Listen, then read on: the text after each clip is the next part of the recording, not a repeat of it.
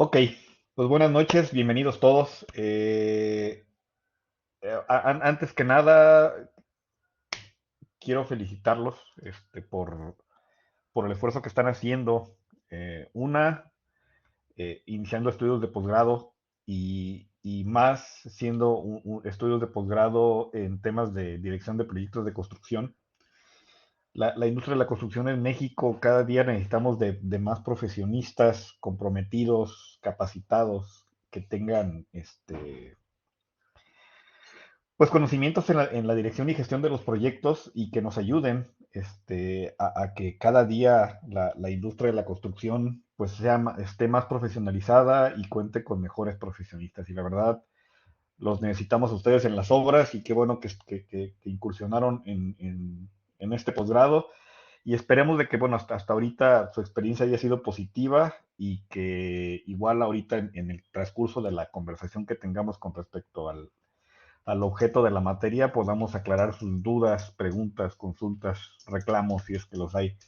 Este, Bien, si tienen la posibilidad de encender sus cámaras, digo, es a veces un poquito incómodo para en este tipo de formatos ver pantallitas negras nada más y no saber a quién le está uno hablando. Digo, si les es posible, se los agradecería. Pero bueno, vamos a empezar. ¿Me escuchan bien? ¿Tienen algún comentario antes de que iniciemos con la conversación?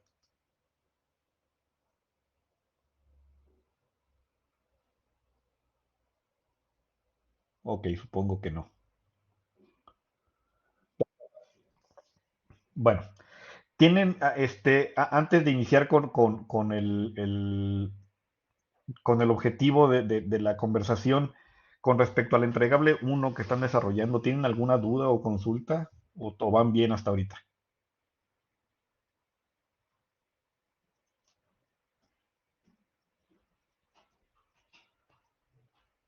Ok, bueno, supongamos que vamos bien. De acuerdo. La materia es el control y entrega de obra. Realmente es una materia que, bueno, un tema en la que pues no existe mucha bibliografía. Hay esfuerzos que han hecho académicos recopilando información sobre ciertos aspectos relacionados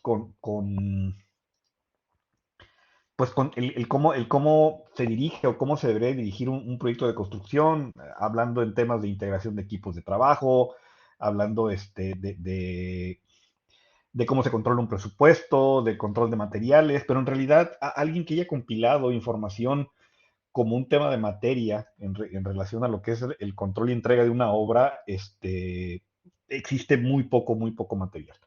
Entonces, la realidad es de que en la gestión de proyectos de construcción, lo que compete a la parte de dirigir una obra y su proceso de entrega, perdón, pues es un oficio, es algo que en México tradicionalmente se ha aprendido haciendo, no es un tema académico o en lo que la academia haya recopilado información.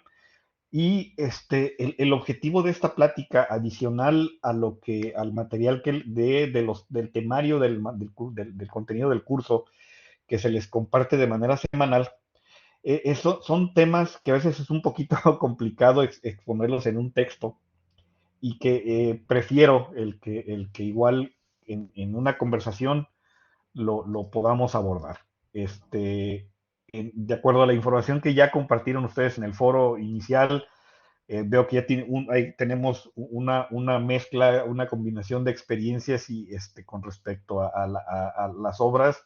Muy vasta, gente que tiene mucha experiencia, muchos años ejecutando obra, gente que tiene muy poquita experiencia o que apenas está egresando de sus estudios de licenciatura. Y vale la pena, digo, si tienen oportunidad, independientemente de que hayan visto las aportaciones en el foro que han realizado para poder retroalimentar a sus compañeros, échense un clavado, digo, vale la pena. Hay comentarios e información, la verdad que son oro, y sobre todo aprovechando que tenemos gente dentro del grupo, que tiene mucha experiencia en construcción y que creo que las aportaciones que dan pueden ser de ayuda para todos. Pero bueno, desde el principio del, quisiera decir de los tiempos, pero desde que se empezaron a gestionar proyectos de construcción o de que se encargó a un tercero este proceso, hay dos preguntas básicas que cualquier cliente de cualquier proyecto nos va a preguntar. ¿Cuánto cuesta y cuánto tiempo tarda? Y con el objetivo de poder contestar, para poder responder y definir una respuesta adecuada a esas dos preguntas, es como la industria de la construcción ha ido adoptando cada vez pues, más herramientas y técnicas con respecto a la edición de proyectos, y con el tema de pues, administración de obra, ¿no? Ha tomado bases de la administración de operaciones, que es muy común o nace en procesos industriales. Ha tomado bases de dirección de proyectos, de, de, de manera muy general. Por ejemplo, el más famoso, pues el PMBOK del PMI, que igual ya tuvo necesidad en años recientes de poder generar un anexo a su PMBOK relacionado con la industria de la construcción. Y desde hace unos 5 años, la industria de la construcción también ha tomado técnicas y herramientas de la edición de proyectos de tecnologías de información. Digo, todas las metodologías ágiles de proyectos nacen de proyectos de tecnología de información. Entonces, estas dos simples preguntas de cuánto tiempo tarda y cuánto cuesta, pues plantea a final de cuentas un gran reto, ¿no? Y para poder contestarlas, hay que definir al menos tres cosas. Uno, ¿cuál es el alcance? Digo, y el término alcance creo que es un término que al menos en este posgrado se van a encontrar mucho, y sobre todo en las metodologías. Y el alcance se refiere a qué es lo que se va a construir, qué es lo que al final del día espera recibir el cliente en ese edificio. Y el definir el alcance, creo yo, sin temor a equivocarme, que una mala definición del alcance trae consigo más de la mitad de los problemas que se tienen en un proyecto de construcción. Cuando el alcance no está bien definido, pues no podemos saber cuánto cuesta y no podemos determinar con precisión cuánto tarda. Entonces, el entender el alcance y su relación con el costo y con el tiempo es en donde ya entran las técnicas y herramientas de dirección de proyectos, que igual no es el objeto de esta materia, pero sí el objeto del posgrado y que van a ir viendo en el transcurso pues, de las materias que vayan tomando. La otra son los objetivos o las expectativas que tiene el cliente con respecto al edificio que se va a construir. Digo, en cuanto a tiempo, a la calidad que espera con respecto al edificio que está imaginándose, el presupuesto que tiene disponible y las restricciones en cuanto a la forma en la que tendría que ocupar el edificio. Entonces, esos objetivos, cuando los podemos recopilar por parte del cliente, pues nos van a servir a final de cuentas para poder determinar si el proyecto que ellos están imaginando en cuanto a sus expectativas de tiempo, de costo y de calidad, pues son realistas o tendremos que plantearlos pues en la realidad, ¿no? Y digo, no sé ustedes, pero bueno, al menos en mi experiencia, eh, la mayoría de los clientes o involucrados en un proyecto de construcción, cuando tú mencionas un tiempo, a todos les parece muy largo. Y cuando ya uno está metido dentro del proceso de construcción, el tiempo siempre le parece muy corto. Entonces, la negociación y la gestión de ese tiempo, pues la tendremos que hacer de manera muy realista. Entonces, vamos a entender parte de esta mecánica para que ustedes entiendan y puedan aplicar las correctas técnicas para poder evaluar los costos y los tiempos de una obra de construcción. El tercer punto es el tema de cuáles son los entregables y sus requisitos. Cuando hablamos de un entregable, nos referimos a cómo se ve el producto final del resultado del esfuerzo que ustedes y su equipo de trabajo van a ejercer. Y en el caso de los proyectos de construcción, los entregables y los requisitos van en dos vías.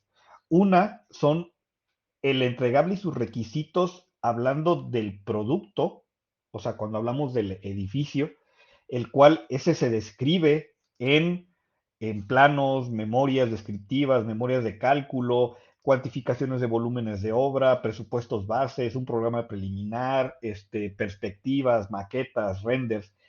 Esa es la información que describe el producto, ¿no? Y que integramos toda esta información en un proyecto ejecutivo. Y la otra parte de entregables y requisitos se refieren al proceso de ejecución y al proceso de gestión del proyecto de construcción. Y ahí es donde entran las técnicas, herramientas, procedimientos y metodologías que ahorita existen y que están ahí y que nos pueden ayudar en nuestros procesos de ejecución de obra, ¿no? Y como marcos de trabajo, pues nos referimos al PMBOK del PMI, a las metodologías ágiles como Scrum, Agile, como sistemas de reducción de desperdicios y tiempos y costos como es Lean, o proyectos o marcos de trabajo como el PM4, que hablan de proyectos de infraestructura o proyectos de desarrollo y que involucran muchas veces a proyectos, por ejemplo, carreteros, hospitalarios, de infraestructura vial, de lo que tiene, que son proyectos que involucran no solamente esfuerzos gubernamentales, sino también esfuerzos sociales. Entonces, al poder definir los alcances, los objetivos del cliente y los requisitos de los entregables en cuanto al proyecto y en cuanto al proceso, entonces podemos definir de manera clara, o lo más cercano a la realidad, pues lo que es un presupuesto de costos y un presupuesto de tiempos en base al alcance que nosotros tenemos definido. ¿Hasta aquí tienen alguna duda, pregunta? Ok, No, no, todo claro. ok, vamos. Bueno, en, en relación al alcance, digo, cuando nosotros no le podemos ayudar al cliente o no podemos definir de manera clara cuál es el alcance que nosotros vamos a entregar, les comentaba que más de la mitad de los problemas de la industria de la construcción nacen de ese tema. Digo, no sé cuántas veces ustedes se han topado con un proyecto de construcción en donde, no sé, la expectativa del cliente era que ustedes entregaran el proyecto con jardinería verde y floreciente, y eso nunca se documentó, nunca se especificó, a nadie le quedó claro, pero en la cabeza del cliente estaba de que ustedes tenían que entregar un edificio con todos los jardines floreciendo, y al momento de querer entregar la obra, y te preguntan, oye, ¿y las florecitas y el jardín en dónde quedó, no?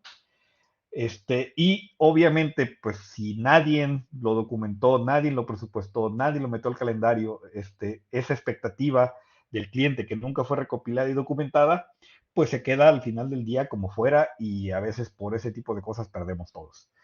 O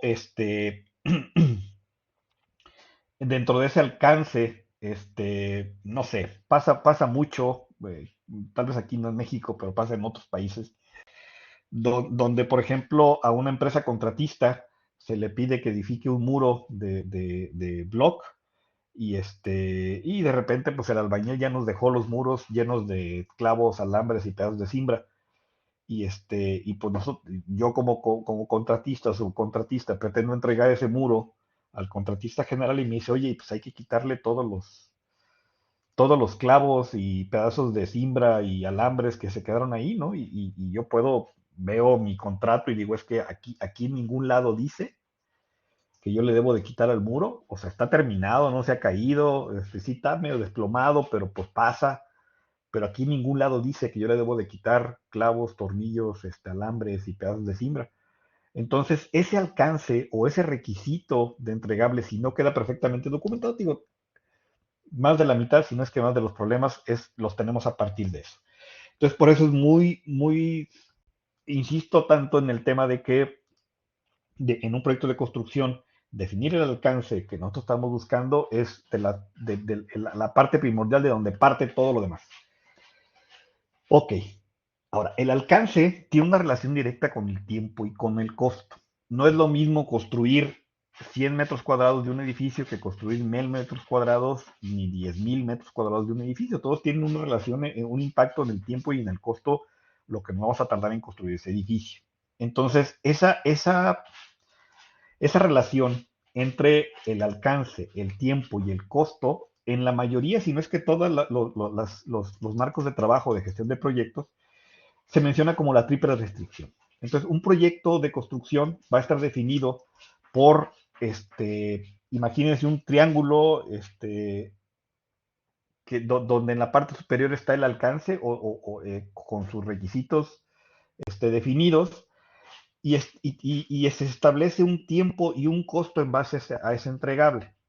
Entonces, la labor de un director de construcción, de un gerente de construcción, es asegurarse de que esa planeación definida inicialmente en un alcance a entregar, que pudimos documentar cuánto tiempo va a tardar y cuál es el costo de ese entregable, que esa relación entre los tres vectores no se mueva o no cambie con respecto al tiempo. Ahora bien, yo no conozco una obra que se haya terminado dentro del tiempo y del costo que se había planteado. Siempre hay cambios, siempre hay imponderables y siempre hay situaciones que uno no controla y que al final del día vienen a afectar pues esta relación.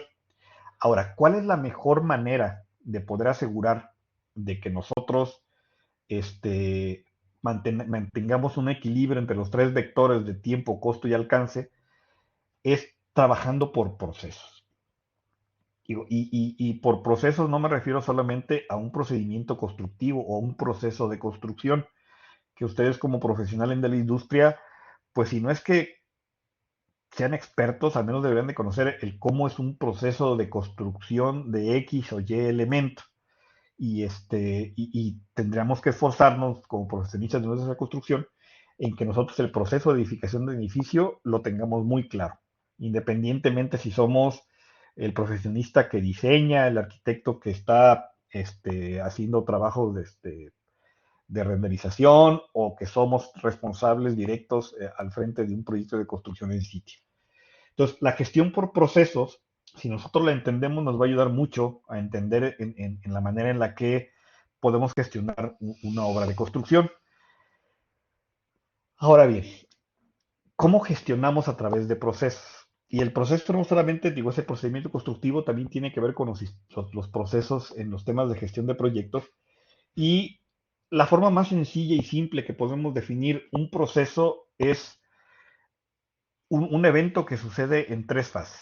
Es un proceso en su forma más simple, tiene un punto de inicio, tiene una serie de pasos que podemos definir como un procedimiento y tiene un punto final. Y se busca que la trayectoria de pasos y procedimientos sea lo más lineal posible. ¿Sí? Cuando un proceso o un procedimiento tiene que ir y venir en ciertas cosas, ya realmente lo estamos complicando. Entonces, esta es la forma más sencilla de definir un proceso y vamos a ver al final del día cómo se descompone y que yo creo que les va a servir para poder definir casi cualquier proceso dentro de la ejecución de la obra y en los temas de dirección de proyecto.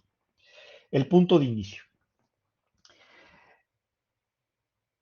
Si nos regresamos a la triple restricción o a la pregunta que siempre estamos tratando de responder, ¿no? ¿Qué es lo que vamos a ejecutar? ¿Cuánto tiempo va a tardar? ¿Y cuánto va a costar?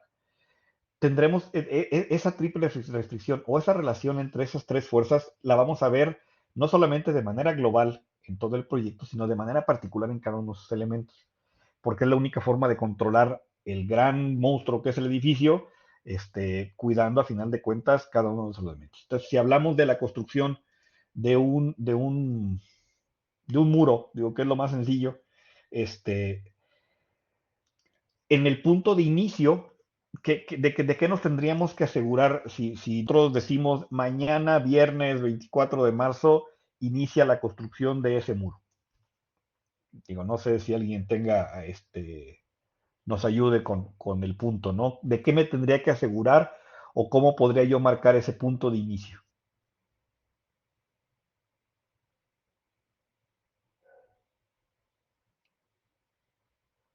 Los ejes. Aquí, mira, Ángel nos ayudó. Ok.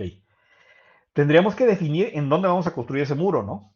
Y tendríamos que asegurarnos de que contamos pues con el personal, con los recursos de personal y con los recursos materiales para poder ejecutarlo.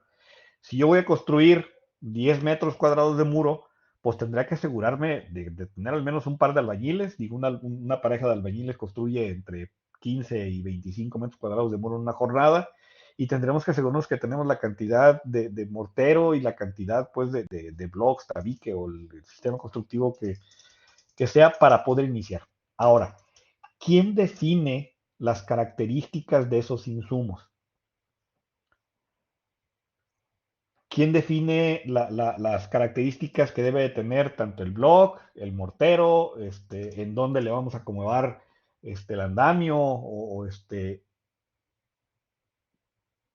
regularmente los define el dueño del proceso, quien va a hacer las cosas.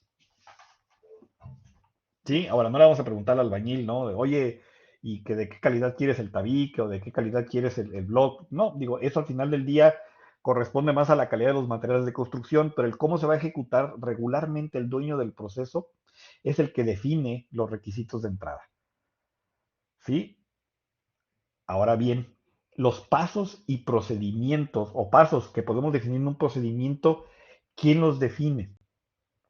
En el caso del muro, los define el proyecto ejecutivo.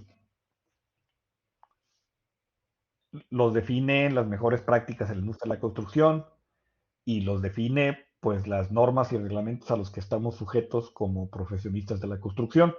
Entonces, todos esos procedimientos los debemos asegurarnos que se cumplan.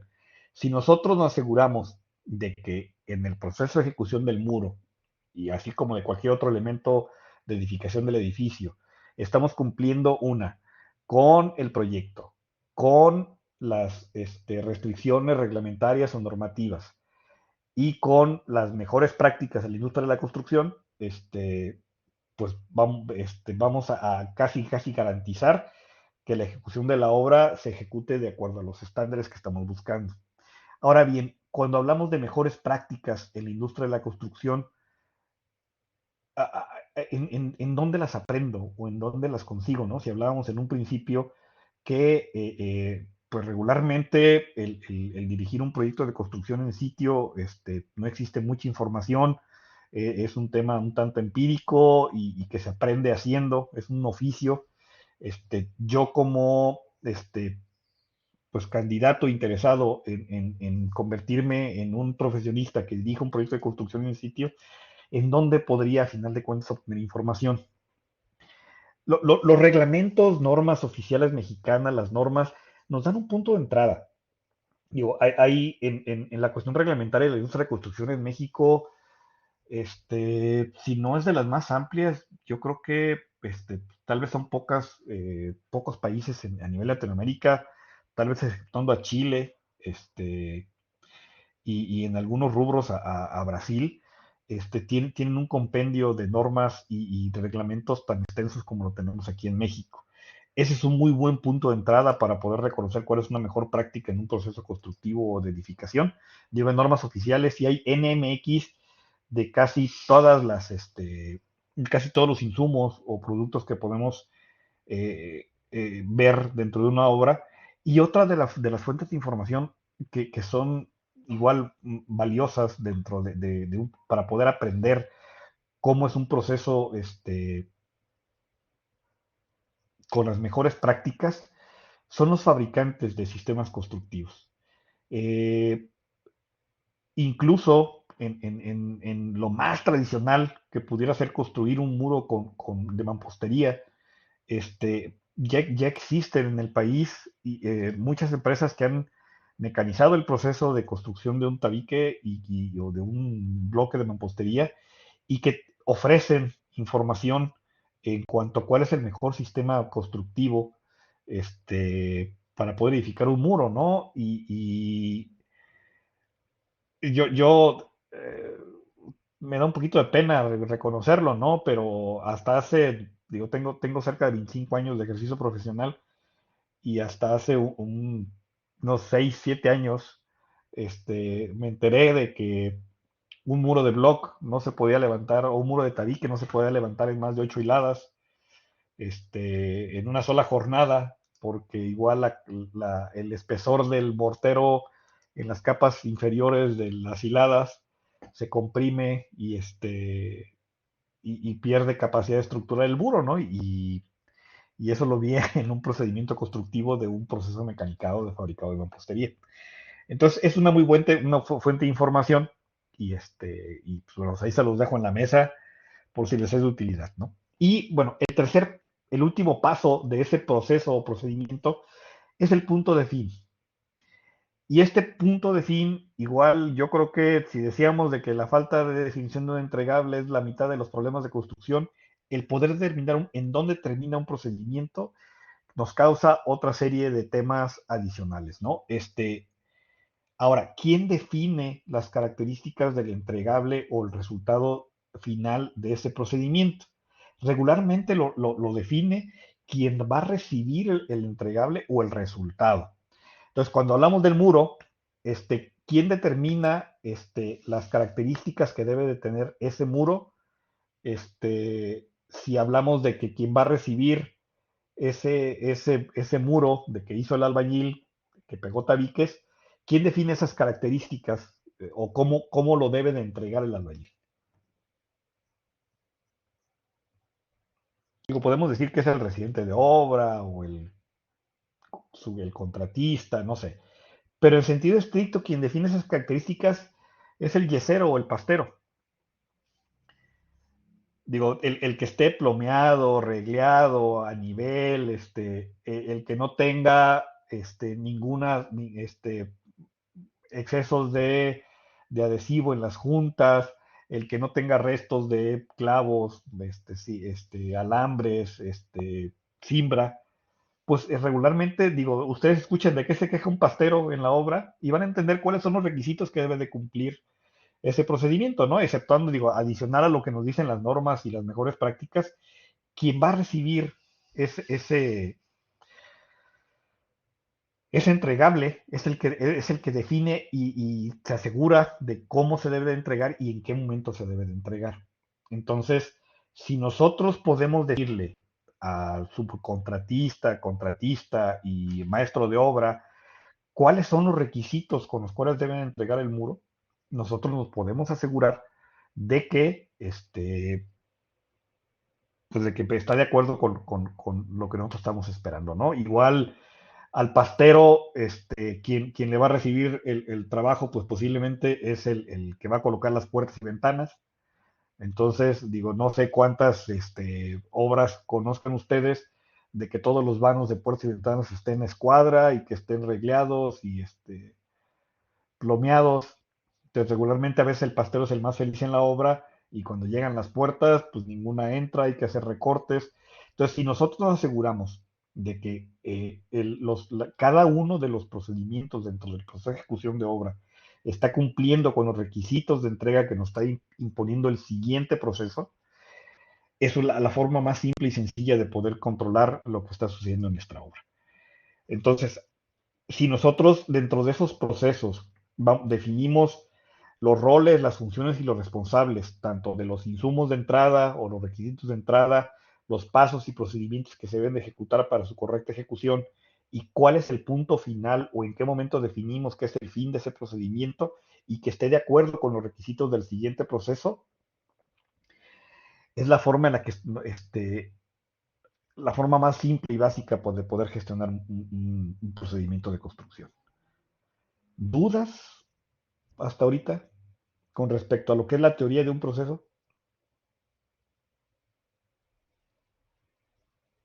Ok, vamos adelante.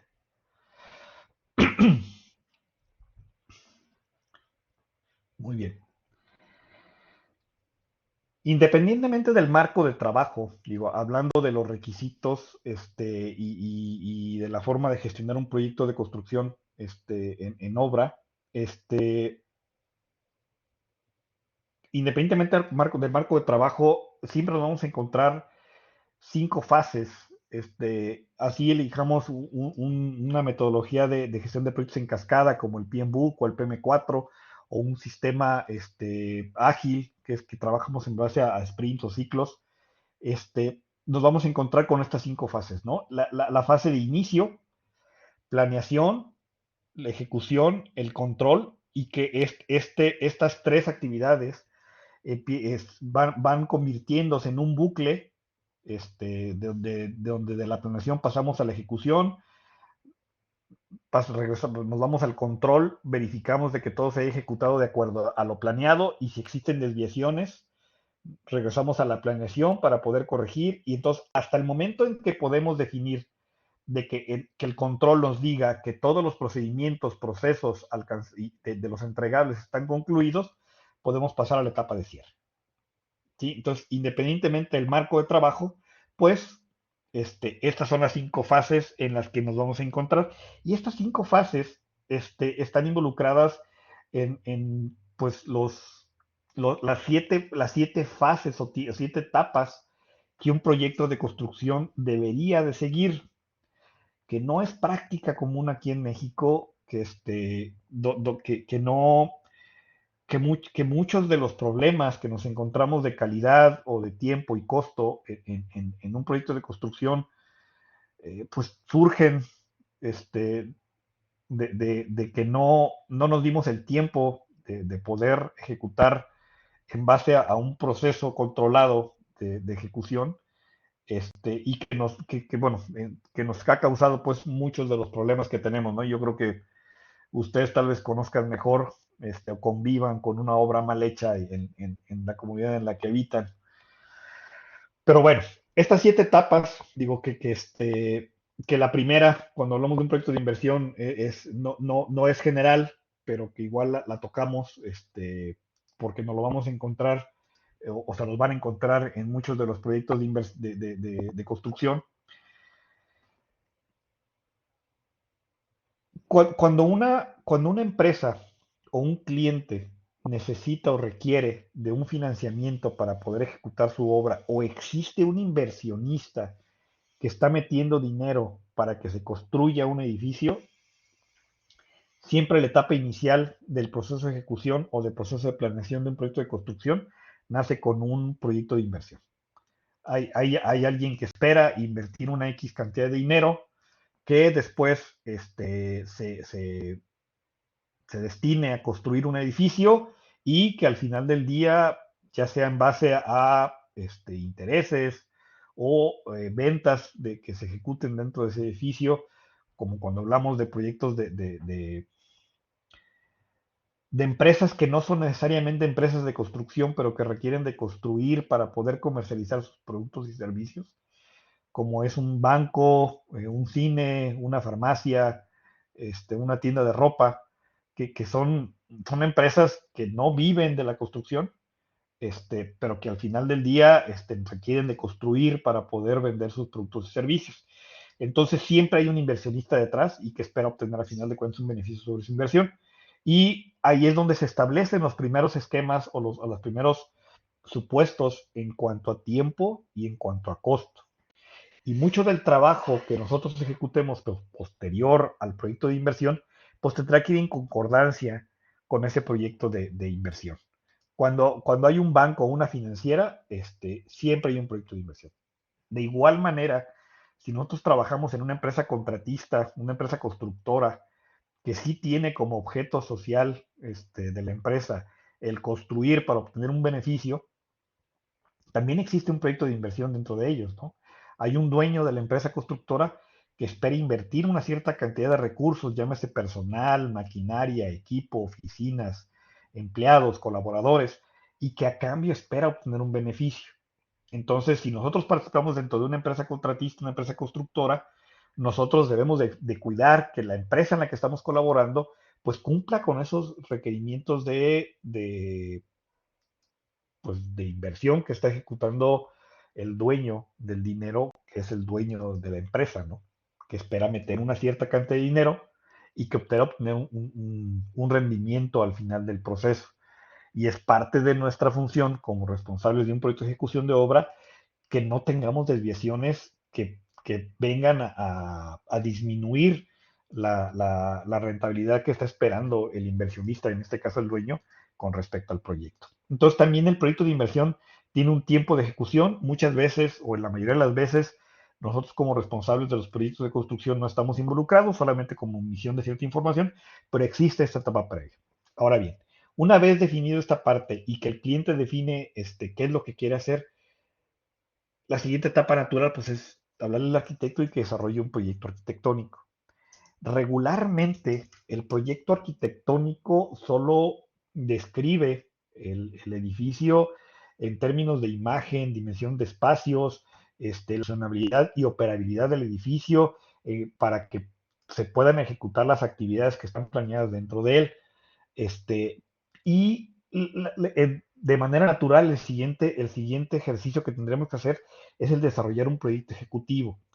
Que este proyecto ejecutivo ya no solamente involucra los espacios arquitectónicos definidos por el arquitecto, sino también todas las ingenierías que están involucradas desde la ingeniería estructural, toda la parte de ingenierías para dotación de servicios, llámese ingeniería eléctrica, ingeniería hidrosanitaria, sistemas de protección y extinción de incendios, voz y datos, bueno, y todas las ingenierías que dependiendo de la tipología del edificio, pues van a estar involucradas. Y este proyecto ejecutivo regularmente afecta al proyecto arquitectónico.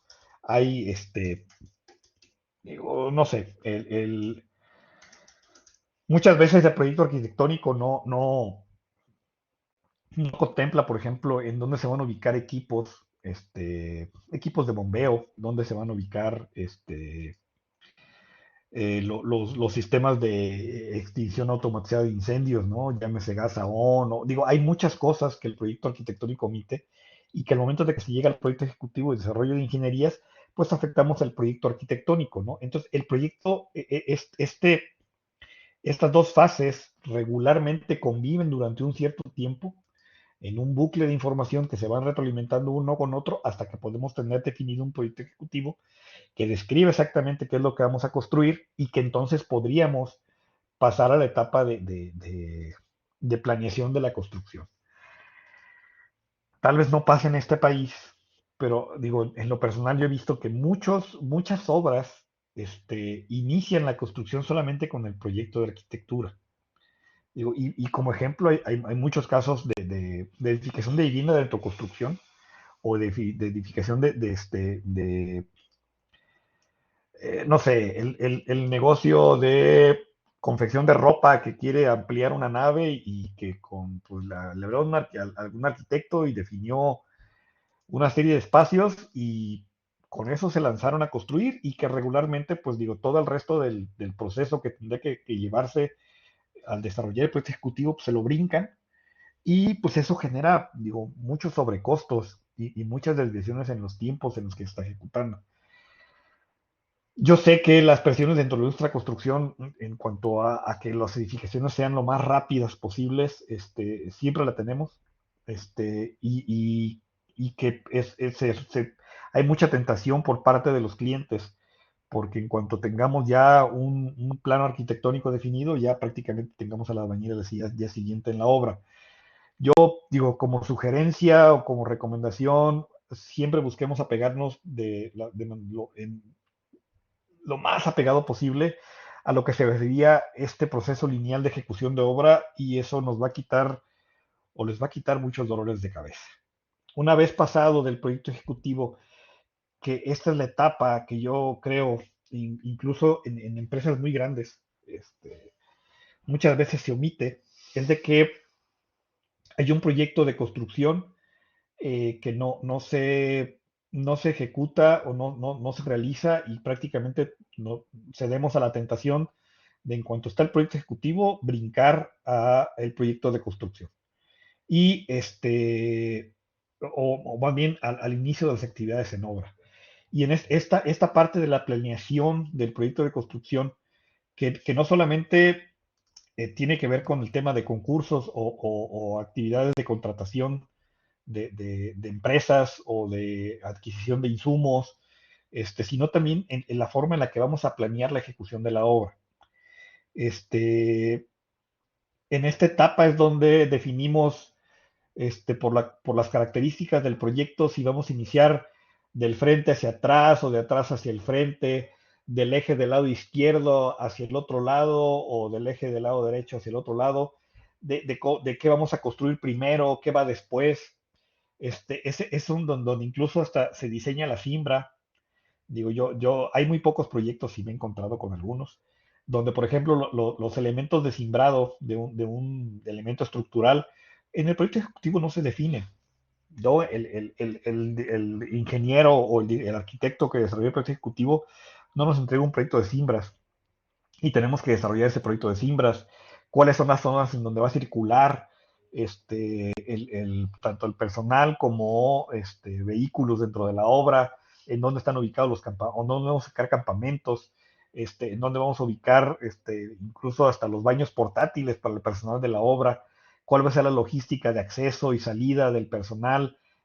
¿Cuáles son las medidas que debemos de considerar para garantizar la integridad física del personal que está ejecutando los trabajos?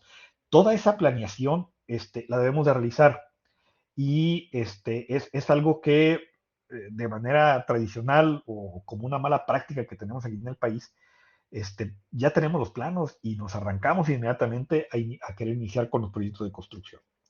Digo, y otra de la parte que hay que considerar dentro de este proceso de planeación está la gestión de licencias y permisos. Que es otro de los temas, digo, que también existe tal vez poca cultura dentro de la industria, en donde no consideramos cuáles son los requisitos que nos exige la autoridad en cuanto a qué licencias, permisos y autorizaciones necesitamos para poder ejecutar los trabajos de construcción y cuáles son las condicionantes que debemos de cumplir durante el proceso, ¿no? Digo, hablando desde las condiciones para el personal, hasta para el cómo tenemos almacenados pues los materiales dentro de la obra, no sé. Y igual los tiempos que implica la obtención de licencias y permisos para poder iniciar un proyecto de construcción. Entonces, si nosotros no somos conscientes de esa parte de que dentro de este proyecto de construcción debemos de considerar pues todos los requisitos que nos va a pedir la autoridad para poder iniciar, es un tiempo que cuando iniciamos los trabajos nos vamos a encontrar con muchas complicaciones, ¿no?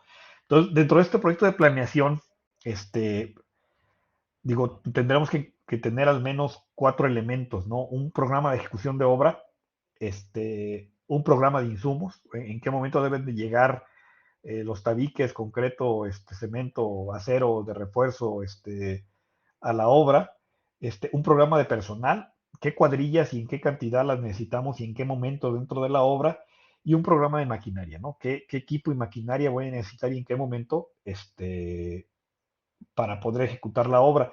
Y estos tres, el programa de insumos, el programa de personal y el programa de maquinaria, surgen básicamente del programa de obra y afectan igual al programa financiero del proyecto, que el programa financiero a veces, no regularmente, pero a veces sí nos toca como responsables, residentes de obra o superintendentes de construcción dentro de un proyecto, si vemos a final de cuentas el cómo se debe de mover el dinero dentro del proyecto.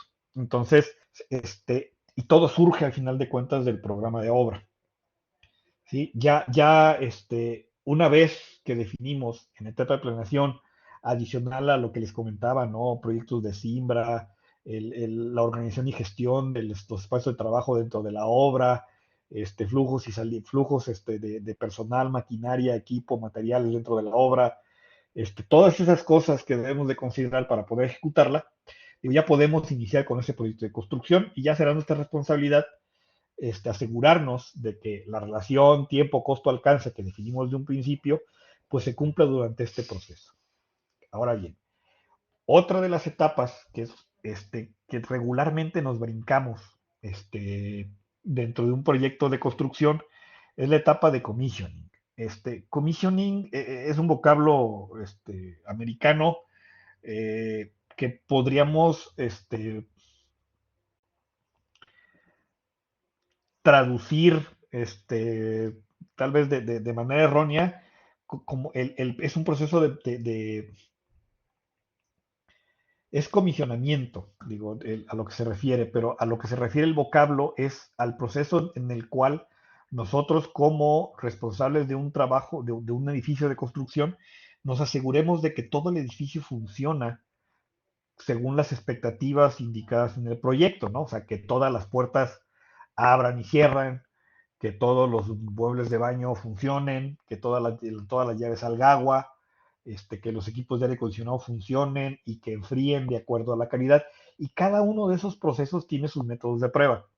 Así como nosotros hacemos durante el procedimiento pruebas de aseguramiento de calidad en cuanto a calidad de morteros, agregados, concretos, mamposterías, aceros de refuerzo, hacemos pruebas de compactación en plataformas, terracerías, también existen pruebas de aseguramiento de calidad ya sobre un producto terminado o sobre un proyecto terminado, las cuales regularmente pasa aquí en México de que es el cliente o el usuario final quien nos reporta, ¿no? Todo lo que funciona mal en el edificio, que nosotros no nos aseguramos de que funcionara al momento de entregarlo.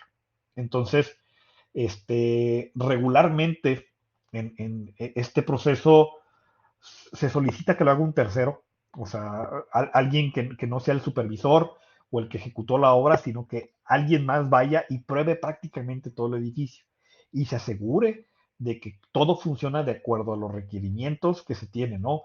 Digo, algo tan tonto como asegurarse de que dentro del edificio contamos con todas las llaves de todas las puertas.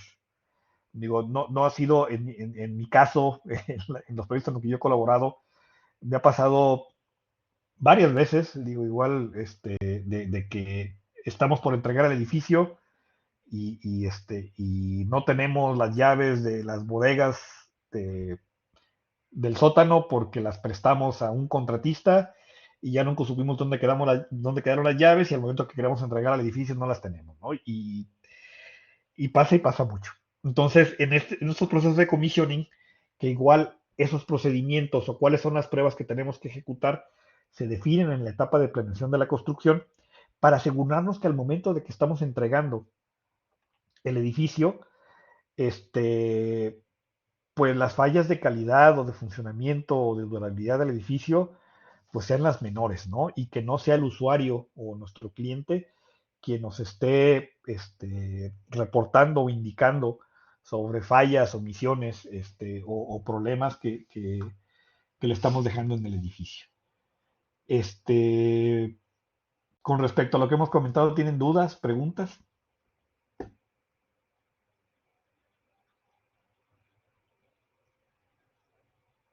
Ok. ¿Encaja esto con la experiencia que han tenido ustedes en los proyectos de construcción? ¿O les estoy hablando en chino y no me están entendiendo nada? Sí, sí, acá. Sí, bueno, ok. Ok. Otro de los temas que es básico que nosotros como responsables de un proyecto de construcción entendamos es cómo juega la triple restricción dentro del proyecto global y dentro de cada una de las partes en específico de nuestro proyecto de ejecución. Eh, Les comentaba al principio de la conversación de que nos imagináramos el triángulo como un triángulo equilibrado, ¿no? En donde existe cada uno de los vectores del triángulo, pues está en equilibrio con respecto a los demás. Ahora bien, es muy común de que el alcance del proyecto se mueva o se modifique y que el cliente espere que el tiempo y el costo no se modifiquen. Y eso es raíz de muchas complicaciones que nosotros tenemos, ¿no? Oiga, ingeniero, oiga, arquitecto, es que, y si, y igual, Ángel nos comparte, ¿no? Que luego es común que la gente construya sin proyecto estructural, eso es muy cierto. E- Este, Cuando el alcance se modifica, por ejemplo, de que no sé, que nos piden que en vez de que un espacio dentro del edificio sea de 4x4 y nos piden que sea de 4x6, porque el cliente determinó que requería a final de cuentas un espacio más grande para ese espacio. Y el cliente nos pide, ¿no? Pero la fecha de terminación no se mueve. O sea, y ¿cómo que me va a cobrar más caro, ¿no? O sea, Entonces, si nosotros entendemos cuál es la relación de los tres vectores del triángulo de la triple restricción, digo, tal vez podamos tener mejores herramientas para explicar a nuestros clientes y colaboradores de que lo que nos piden a veces es imposible, ¿no? Entonces, ¿qué es lo que pasa si el alcance aumenta? Si el vector del alcance se mueve de su posición y el tiempo no se congela, nos dicen, pues no se mueve, ¿no? Lo que genera regularmente es de que el triángulo al mantener su equilibrio, pues el costo aumenta. Ahora bien, lo normal es de que al aumentar el alcance, tanto el tiempo como el costo sean los que se desplacen. Lo más normal es de que nos pidan, es de que el tiempo no se mueva. Cuando el tiempo no se mueva, cuando el tiempo no se mueve, perdón, lo que pasa es de que el costo absorbe la desviación del tiempo. Daniel Cuevas nos comparte, nos dice, en contratos a precio alzado es muy común que el cliente modifique el proyecto y que obviamente no se mueva todo lo demás, y es cierto. Entonces, yo como dueño del proyecto, si yo soy tu cliente, obviamente yo voy a buscar, tal vez por X razón modifico el proyecto, pero voy a buscar al final del día no pagar más ni que el tiempo de entrega se mueva. Si nosotros logramos explicarles esto y podemos hacerlos entender que es imposible que se modifique el alcance sin que las otras dos variables se vean afectadas, digo, repito, ¿no? Podemos tener elementos de juicio con los cuales exponer el por qué se debe de mover el tiempo. Y si no queremos que se mueva el tiempo, que también es lo más común, el costo es el que se va a ver incrementado tal vez más de lo que debería de ser, ¿no? Cuando nosotros tenemos que pagar, este,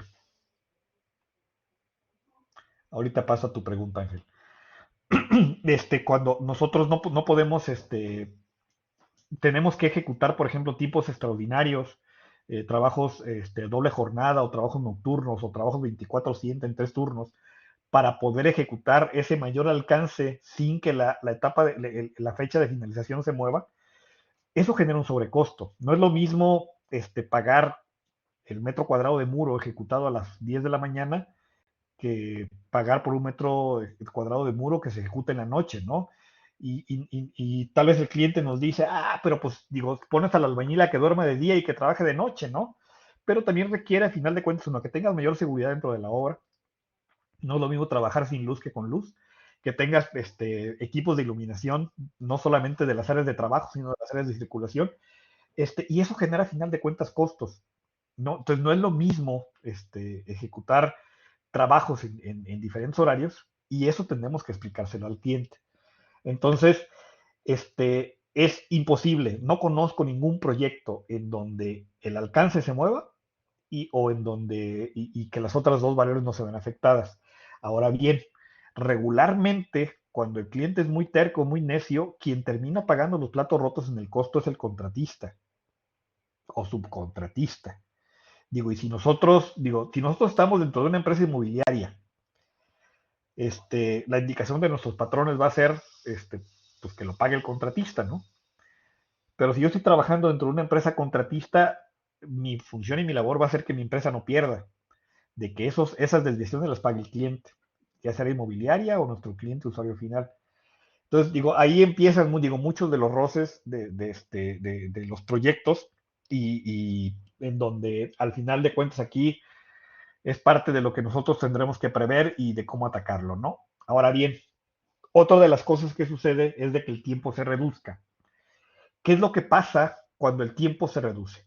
Cuando se desplaza este tiempo y la ventana de tiempo es más corta.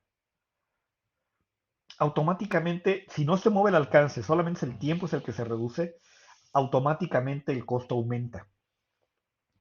ya no solamente, digo, esta ventana de tiempo, pero la ventana de tiempo se reduce, pero la de costo aumenta en su misma longitud. Esto sucede mucho en obra pública.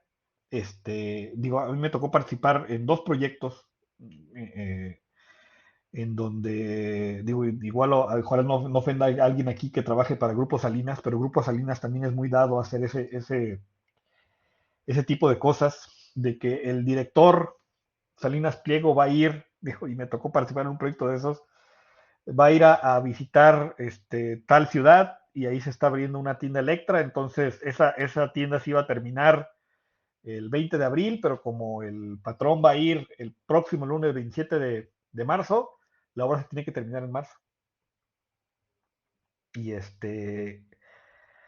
y ahí obviamente los costos aumentan, ¿no? Ya lo platicábamos, que no es lo mismo trabajar de día que de noche y lo que implica, ¿no? Ahora, ¿qué es lo que pasa cuando el tiempo aumenta? Digo, cuando por alguna razón nuestro cliente nos pide, oye, es que al parecer va a haber un cambio, o sea, ese cambio sí te lo vamos a pagar, pero aguántame y vamos a suspender trabajos durante un mes. Para la empresa contratista, el parar actividades de un mes le cuesta dinero. Y no es de que tenga que ejecutar más o menos obras. Lo que mata una empresa contratista son los gastos fijos. Digo, cuando ustedes hacen un presupuesto de ejecución de obra, hay unos gastos, o bueno, casi cualquier presupuesto, hasta el presupuesto que imagino que todos ustedes hacen para sus gastos personales, hay gastos fijos y hay gastos variables, ¿no? Todo lo que tenga que ver con ejecutar obra es un costo variable, ¿no? Si necesito ejecutar más metros cuadrados de muro, pues va a costar más dinero en proporción a la cantidad de obra que vamos a generar. Pero, por ejemplo, el salario de los colaboradores, renta de maquinaria, renta de equipo, incluso renta de oficinas, renta de sanitarios móviles, todos son gastos fijos que independientemente de la cantidad de obra que se genere o que no se genere, hay que pagarlos. Y regularmente esos costos, cuando el tiempo se alarga por la razón que sea o porque el cliente nos pide que bajemos el ritmo de ejecución de obra porque tal vez tiene problemas de flujos financieros o porque hay otro tipo de esquemas, cuando ese tiempo se incrementa, los costos se aumentan. Y nosotros, digo, si estamos dentro del lado del cliente o de una inmobiliaria, una desarrolladora, debemos de considerar de que si no aplazamos o desplazamos los tiempos, eso va a generar un costo. Digo, y si nosotros estamos dentro de una empresa contratista, el poder cobrarlos de manera adecuada a nuestro cliente, de que al momento de que los tiempos se aumentan, nuestros costos fijos aumentan y o bueno, se presentan y tenemos que recibir una retribución por eso, ¿no? Entonces, esas son el comportamiento a final de cuentas en la triple restricción. Si les queda claro, digo, y lo pueden explicar, ya están prácticamente del otro lado para poder tener argumentos con los cuales cobrar, o cuidar de que esa variable no se mueva, ¿no? Este, dudas, preguntas, a ver, digo, comentaban aquí cosas en el chat. Decía Ángel, o sea, ¿cuál contrato le gusta más como constructor, a precio alzado o a precio unitario? No es un tema de gusto, es un tema de conveniencia. Cuando, bueno, es de conveniencia y de riesgo.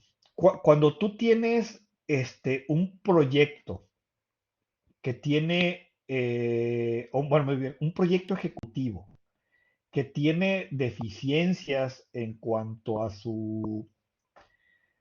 a la información que contiene y que esperas tú como cliente, ¿no? Y que esperas que el contratista se asegure de que puede ejecutar el proyecto con la información disponible, lo más común es que se haga precio alzado. Ahora bien, el precio alzado siempre es más alto que otro esquema de contratación.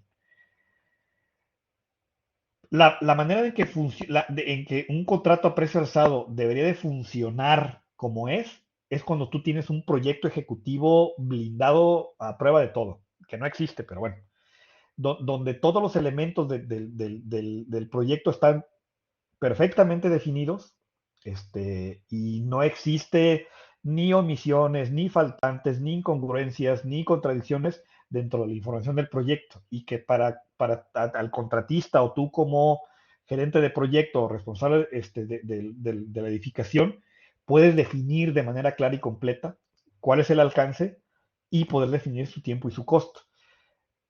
Ese proyecto no existe, ¿no? Pero, y es una práctica común, digo, a veces un tanto marrullera, para mi gusto, pero es un esquema de contratación que existe, ¿no? Y muchas veces es igual cuando existe un financiamiento o una financiera detrás del proyecto, ellos esperan saber que van a invertir una X cantidad de dinero y no más con respecto a ese proyecto. Entonces, muchas veces el financiero está dispuesto a pagar un sobrecosto adicional sobre el precio alzado, pero asegurarse de que no va a gastar más, ¿no? Y si existe una omisión o alguna anomalía en la información, pues esa se la va a comer el contratista, pero a mí me va a asegurar a final de cuentas que yo no voy a gastar un peso más.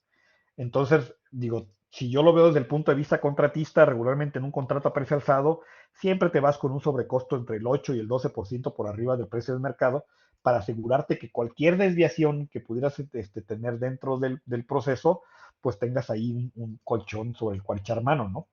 Digo, lo más marrullero es cuando nos obligan a firmar un contrato a precio alzado, pero sin, como si fuera a costo de mercado, ¿no? Como si fuera un contrato a precio unitario. Ahora bien, cuando igual manejas un proyecto en el de que igual no tienes mucha de la información del proyecto o del alcance final del proyecto no está bien definida, lo más sano es pactar precios unitarios y tiempos determinados.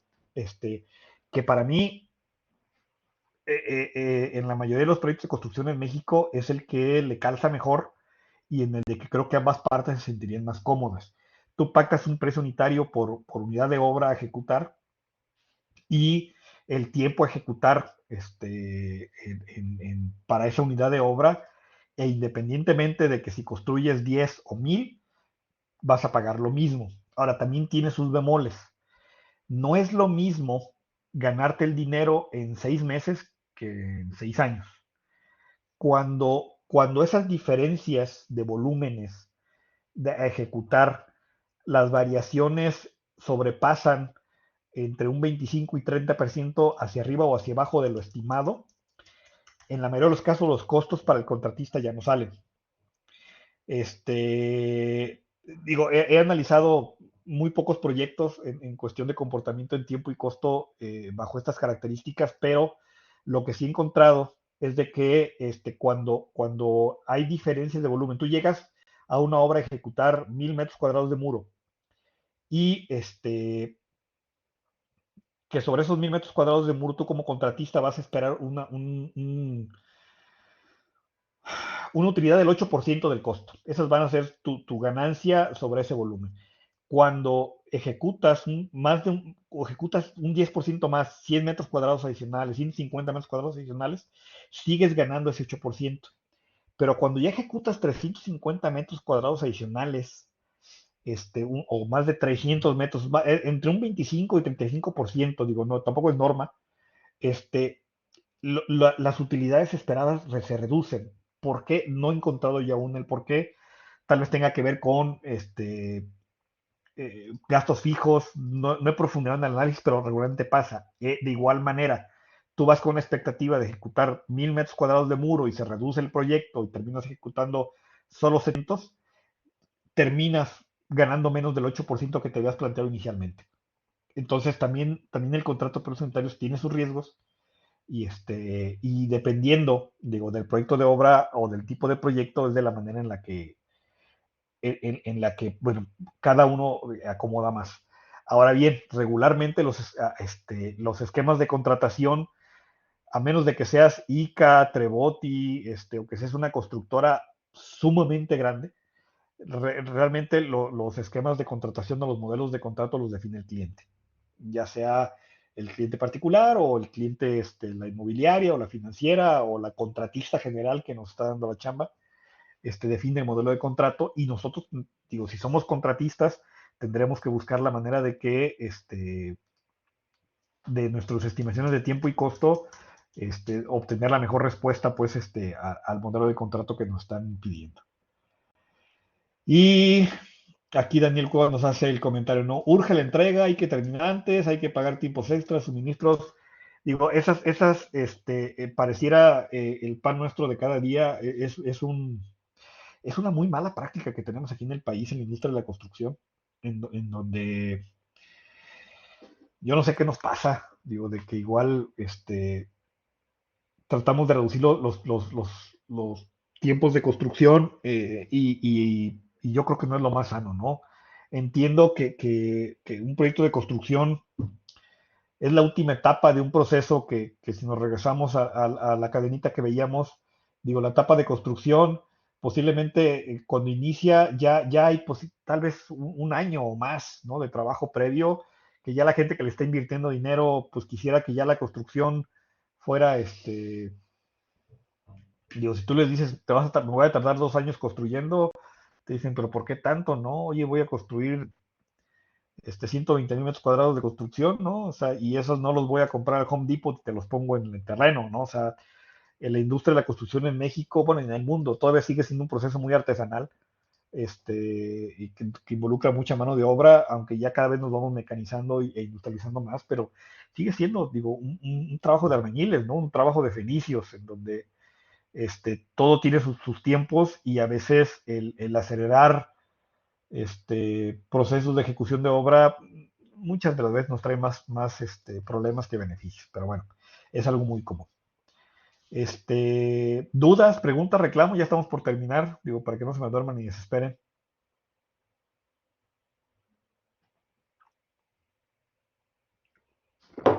Ok, ahora vámonos a la parte interesante, la velocidad del dinero. Eh, dentro de la industria de la construcción, igual sucede mucho en el de que existe una postura encontrada con respecto a los pagos o respecto al flujo de dinero en la obra, ¿no? Ya sea independientemente de que estemos hablando de una obra privada o una obra pública y que es un factor que hay que considerar. El cliente siempre va a tratar o va a intentar el pagarnos lo más lento posible o lo más en el futuro que se pueda. Y nosotros como contratistas o como responsables, nuestra necesidad y requerimientos de que nos paguen lo más rápido posible, ¿sí? Entonces, muchas veces pasa de que al momento de que nosotros compramos un insumo, ejecutamos la unidad de obra, metemos un documento de estimación para cobro y el cliente nos lo paga, digo, en algunos casos llega a ser, en el menor de los casos, un mes, 3 meses y en casos de obra pública, pues tal vez hablemos de más de 6, ¿no? Entonces, eso perjudica mucho a las empresas contratistas, a los responsables directos que están ejecutando la obra en sitio y, y- y es algo que nosotros al momento de planear un proyecto de construcción y de estar ejecutando debemos de cuidar, debemos de cuidar mucho. En muchas veces, si no es que en todas las obras en las que yo he participado, sin temor a equivocarme, a los arquitectos, ingenieros que están encargados de la ejecución de los trabajos como contratistas, eh, eh, digo, para igual aclararles, ¿no? En estos 25 años de ejercicio profesional que tengo, yo creo que en el 80% del tiempo he colaborado desde el punto de vista de la gerenciadora, de la financiera, de la contratista general y convivo mucho con empresas contratistas y subcontratistas y en todos los casos es casi rogar hincándome de que metan estimaciones para cobrar. No hay más daño que le puedas hacer a una obra que contar con un contratista que no tiene dinero, que no puede pagarle a la gente o que no puede pagar la compra de materiales. Nosotros como clientes, como inmobiliaria, como desarrolladora, solamente cuando establecemos un contrato establecemos tres obligaciones prácticamente. El proporcionar información, el proporcionar el tramo en donde va a ejecutar los trabajos y el darle dinero. y a veces entregamos como clientes o como usuarios finales información incompleta o información incoherente o errónea. Este, Citamos a los contratistas y el contratista llega para ejecutar una N cantidad de obra por ejemplo, no sé, llega el pastero con 10 cuadrillas para poder ejecutar 120 cuadrados, 120 metros cuadrados de aplanado por jornada, porque trae mucha gente y solamente tiene oportunidad de ejecutar 50 porque todo el resto de los muros todavía no están listos. Y la otra, pues digo, como clientes nos tardamos en pagarle a las contratistas. Todas esas pequeñas acciones al final del día repercuten en las utilidades de las contratistas. Y hablando en un medio académico, les digo, no se vale, ¿no? Nosotros como responsables de la ejecución de las obras, independientemente de qué lado de la balanza estemos, si estamos como contratistas, ayúdenle a su empresa y estimen lo más rápido posible. Si están del lado de la financiera, de la desarrolladora o la gerenciadora, ayúdenle a la contratista a que cobre lo más rápido posible. Este, y en que brindarle información y tramo suficiente para que ejecute su trabajo. Y en el tema de la velocidad del dinero, digo, muchas veces los ingresos no que obtiene la contratista no se ejercen a la misma velocidad en la que lo gasta. Cuando nosotros no consideramos como empresa contratista de que vamos a ejecutar muchos gastos al principio de la obra o en ciertas partes del proceso de la obra, y no consideramos la velocidad en la que el cliente lo pagó, podemos meter en problemas financieros a nuestra empresa. Entonces, cuando hablamos de ingresos, por ejemplo, de que nuestros ingresos son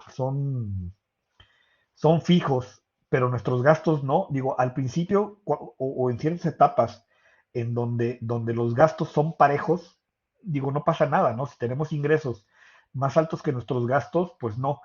Pero hay ocasiones en que los gastos que vamos a ejercer en un periodo están muy por encima del nivel de los ingresos que estamos obteniendo por parte del cliente. Y ahí es cuando nos metemos en problemas. Entonces, esa velocidad del dinero, de en qué momento estoy haciendo yo la adquisición de materiales y el tiempo en el que va a ingresar nuevamente dinero, este, lo debemos de considerar en nuestro manejo financiero para poder evitarnos problemas, ¿no? Y la vía de que se cobre por medio de estimaciones, digo, es la más tradicional y normal que existe en el país, pero pues no. No siempre, pues nosotros como profesionistas estamos más preocupados porque Don Chema, se apure con los aplanados y más que hacer el trabajo de cuantificación, el trabajo administrativo, para que nuestra empresa pueda cobrarle al cliente, ¿no? Comenta aquí Daniel. Muchas veces las contratistas no solicitan anticipo y al ejecutar ya no tienen recursos para realizar los trabajos, están muy lento. Ese es uno de las malas prácticas que tenemos como empresas aquí en México y el que un contratista no cobre a tiempo o no tenga recursos financieros disponibles, no solamente le afecta a la contratista, ¿no? Si yo soy gerente de un proyecto y tengo una empresa que no le puede pagar a su personal, el segundo afectado voy a ser yo, porque esa contratista no va a estar cumpliendo con los tiempos que nosotros tenemos programados. Y nos va a tocar tomar acciones remediales, hacer cambios en la planeación, para poder mantener esa relación que hablábamos pues de la triple restricción de los proyectos, ¿no? Entonces, de, de, de, de manera general, digo, son las cosas, independientemente de los temas que nosotros como responsables de un proyecto de ejecución de obra debemos de aprender, ¿no? Digo, estas son, en mi experiencia, las consideraciones que nosotros como profesionistas no tomamos en cuenta y que pues son causa raíz, ¿no? De muchos de los problemas de los edificios de construcción, de las obras de construcción que yo he visto aquí en México. Dudas, preguntas, reclamos.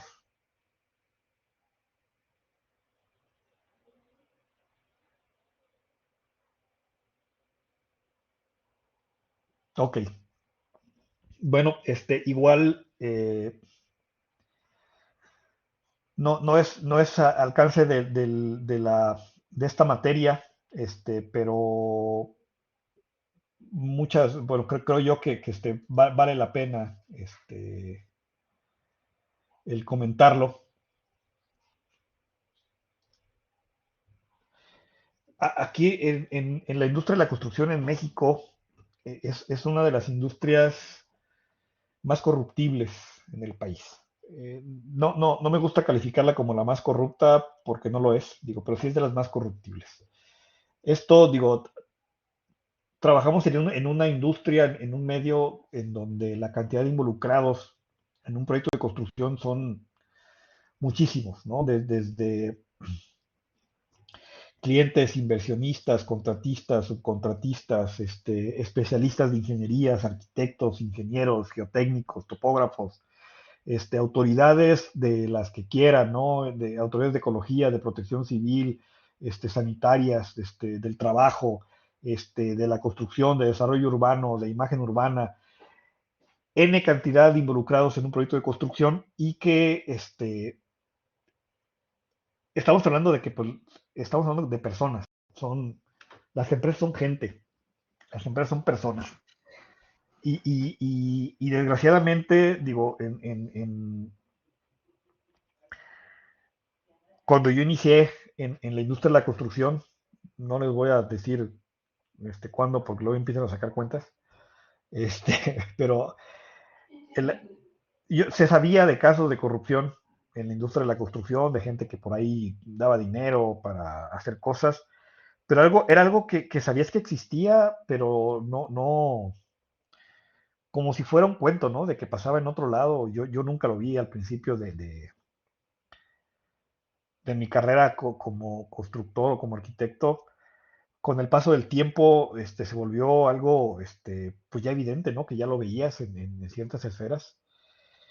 Y en los últimos años, al parecer, es un tema que se está convirtiendo en algo obligatorio, ¿no? En donde incluso ahora en últimos años, la misma autoridad que debería de vigilar que no existe la corrupción, muchas veces la promueve, ¿no? Entonces, este, aquí yo sé que es algo bien complicado, que lo que les pido no es fácil, pero tratemos de al menos en lo que a nosotros como profesionistas corresponde, buscar que nuestras actividades, en donde nosotros colaboramos,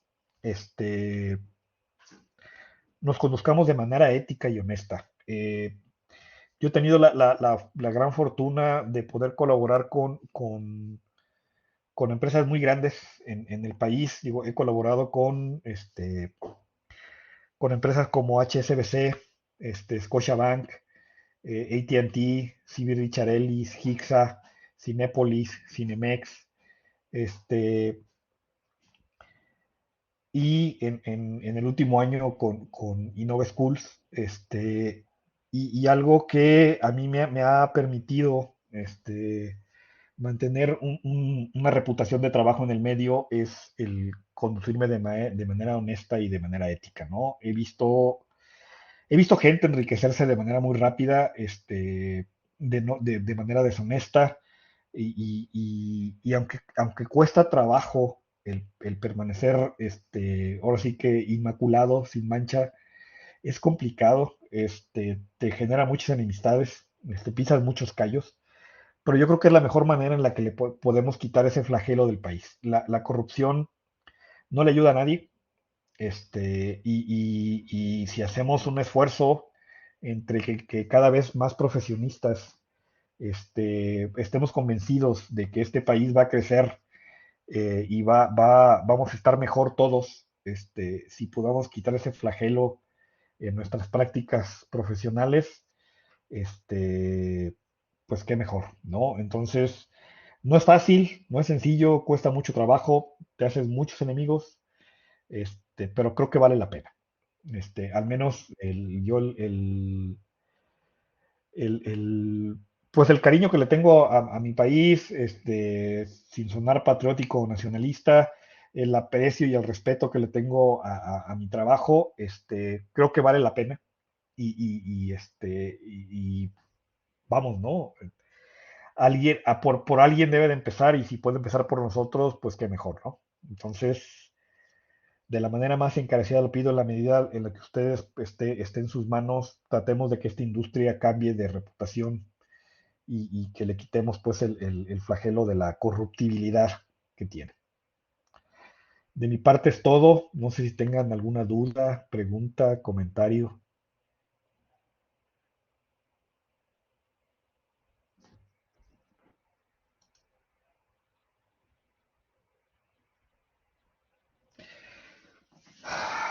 Nos comparte aquí en el chat José Wilber Ney Macías. Dice, afortunadamente es una actividad que sigue creciendo. En algún momento si quieres crecer tienes que participar. Si quieres concluir con algún trámite burocrático en tiempo y forma, de una u otra manera participas en alguna actividad corruptiva. Es algo en lo que debemos de trabajar para poder disminuirla y erradicarla. Eso es cierto. En los temas de trámites ante la autoridad,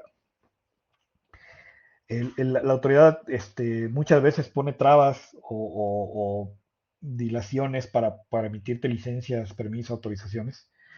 Este, y muchas veces tú ya tienes una inversión muy grande en proyecto y la autoridad pues te está frenando, a final de cuentas no te emite licencias a tiempo. Todos los trámites administrativos ante una autoridad de gobierno tienen un plazo legal. Este, hay un plazo legal para que nosotros ingresemos información y hay un plazo legal para que la autoridad responda. Si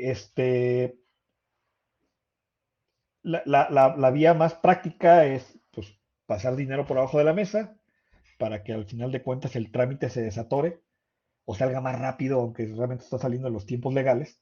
Digo, pero sí existen incluso dentro de las mismas dependencias de gobierno órganos de control que funcionan a veces muy mal, pero en muchas dependencias funcionan muy bien, en donde tú metes un reclamo vía legal contra la autoridad que está frenando una licencia, y te responden, y si no existe impedimento legal reglamentario para que la autoridad emita esa licencia, regularmente te responden.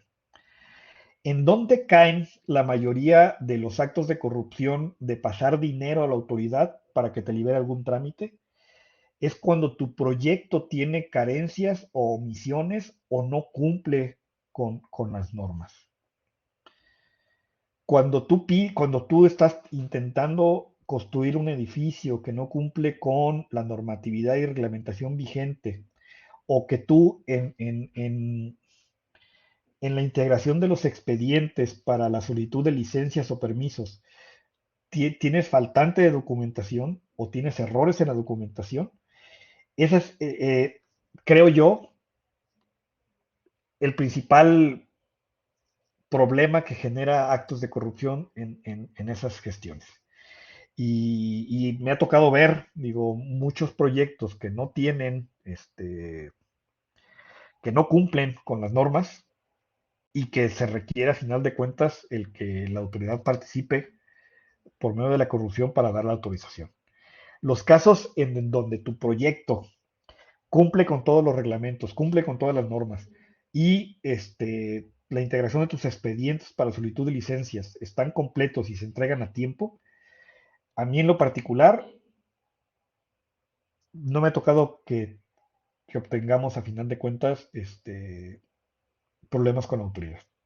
Y en cuando los hemos tenido, hemos acudido a órganos de control, y se liberan las licencias. Entonces, cuesta trabajo, sí cuesta trabajo, porque nos obliga como profesionistas a hacer las cosas bien, a hacer las cosas en orden, a tiempo, cumpliendo con tiempos y compromisos, y eso obviamente nos exige como personas y como profesionistas, y digo, lo tenemos que hacer, ¿no? Además de la corrupción está la extorsión. Bueno, ya la delincuencia y el crimen organizado, ya ese es otro tema. Y ese está más feo. incluso hasta los sindicatos de construcción ya son una mafia, pero igual existen maneras de poder gestionarlos y manejarlos sin llegar a actos de corrupción. Y cuando quieren extorsionarte los sindicatos, pues es algo que sí se puede controlar. Digo, si llega a un acuerdo con los sindicatos y los obliga a final de cuentas a que cumplan su función, ellos se supone que velan por la seguridad y la integridad y las condiciones de trabajo de los obreros, pues los pones a trabajar, a que cuiden la integridad y seguridad de los obreros y los pones a trabajar. Digo, y el dinero que ellos obtienen, digo, pues que no se da gratis, ¿no? O sea, si solamente van a ser matones que llegan a extorsionar a las empresas que están ejerciendo, pues no, digo, al final del día, y seguimos hablando de personas. Digo, si existe alguna dependencia, no, se supone que cuando los sindicatos se conforman a través de la Secretaría del Trabajo, pero la mayoría de las veces se mueven como entidades independientes, y son los primeros que llegan a querer golpetearnos a las obras pero al final de cuentas son personas, ¿no? Como recomendación final, digo, adicional en la industria de la construcción adicional, que seamos muy buenos profesionistas en cuanto a procedimientos de construcción, normas y reglamentos, procedimientos administrativos, temas de dirección de proyectos, que sepamos de arquitectura, construcción, algo que debemos de buscar fortalecer en nuestras habilidades y competencias es el trato con la gente. Como constructores o como involucrados en un proyecto de construcción o como gerentes de proyectos, tratamos desde el personal obrero más humilde y que menos gana en la obra, hasta con directores de empresas y funcionarios de gobierno, y tenemos que tener la capacidad para poder dirigirnos en cualquiera de las escalas de personas con las que tratamos, buscando el que siempre nos conduzcamos de manera honesta, respetuosa. Digo, también los albañiles tenemos fama de ser los más groseros y pelados, de los obreros en este país. Si quieres definir a alguien como sucio, grosero y pelado, pues le dices que parece albañil. Y también es algo que nosotros debemos de cambiar, ¿no? Digo, yo, no es que yo pida que todos en las obras en las que yo colaboro se persinen todos los días y que se laven el agua con jabón si dicen alguna grosería, pero sí busco que dentro de los equipos de trabajo todos nos conduzcamos con respeto, y que no haya ni expresiones denigrantes hacia compañeros de trabajo, ni temas de acoso, o mal comportamiento con profesionistas del sexo femenino que participan en nuestros proyectos. Y es algo bien complicado, pero se puede. Digo, y solo falta dar unos golpeteos de mesa corriendo a 2, 3, 10 gentes, y se logra tener un ambiente de trabajo pues digno, respetuoso, y en el de que los problemas sean los problemas de la construcción, no los problemas entre relaciones con la gente. Entonces, si aprenden y buscan la manera de conducirse y de buscar que la gente haga las cosas de la manera que ustedes más les convenga, es una habilidad y competencia que les va a ayudar mucho en su ejercicio profesional. ¿Alguna otra duda o comentario? Muy bien. Pues yo les agradezco mucho el tiempo, y la paciencia. Espero que esta plática les sea de utilidad en su desarrollo profesional. Si tienen alguna duda, pregunta, pues yo quedo a la orden a través de la plataforma de Blackboard. Este, Habrá una segunda sesión síncrona en un par de semanas, que básicamente la vamos a destinar para aclarar dudas, comentarios este, en cursos pasados hemos hecho el ejercicio de que a partir de la información que ustedes están viendo en la materia, y si hay algún tema que ustedes que estén padeciendo, por decirlo de alguna manera, en las obras en las que están participando o en las que han participado y que podamos compartirla y comentarla con el grupo y que tratemos de, desde el punto de vista académico y en la experiencia que tal vez como grupo tenemos, llegar a alguna conclusión favorable. Digo, es un ejercicio que nos ha ayudado en anteriores cursos a poder aterrizar parte del contenido que están viendo en esta materia o en otras materias del posgrado a la realidad que ustedes están viviendo o vivieron en los proyectos en los que han participado. Entonces, básicamente es una sesión de aclaración de dudas y de tal vez atender casos específicos o experiencias que gusten compartir. Y a veces la duración de esa sesión, digo, me ha tocado sesiones que han durado 10 minutos y sesiones que han durado cerca de 3 horas. Entonces, todo depende de las dudas, preguntas, consultas o casos que se pongan en la mesa y de los que podamos conversar. Entonces, igual, pues yo emitiré el anuncio de la sesión en las 100 semanas. De cualquier manera, en la carta descriptiva del curso ahí vienen las fechas en las que están programadas. Y pues digo, yo quedo a la orden. Muchísimas gracias y que pasen buenas noches.